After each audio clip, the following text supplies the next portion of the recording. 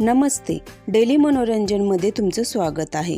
आज आपण आदेश बांदेकर यांचा खरा चेहरा पाहणार आहोत।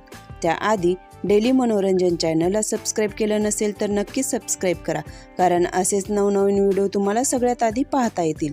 तर मित्रांनो, सोहम बांदेकरला थेट आदेश बांदेकर यांनी असे म्हटले की तू मर्द असशील तर तिच्याकडून हो म्हणून घे। ही गोष्ट सोशल मीडियावर व्हायरल झाली होती। या मागचं कारण काय आहे आणि असे आदेश बांदेकर यांनी सोहमला का म्हटले होते हे पाहूया। तर मित्रांनो, सोहम आणि पूजा बिरारी हे लग्ना अगोदर खूप छान मित्र होते।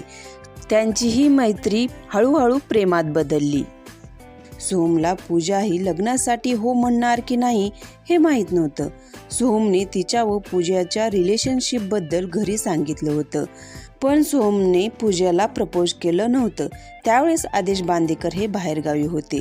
त्याने सोहमला मेसेजवर म्हटले की तू मर्द असशील तर तिच्याकडून होकार मिळव, कारण ती चांगली मुलगी आहे, नाहीतर मी बोलू का, असे आदेश बांदेकर यांनी त्यांच्या मुलाला म्हटले होते।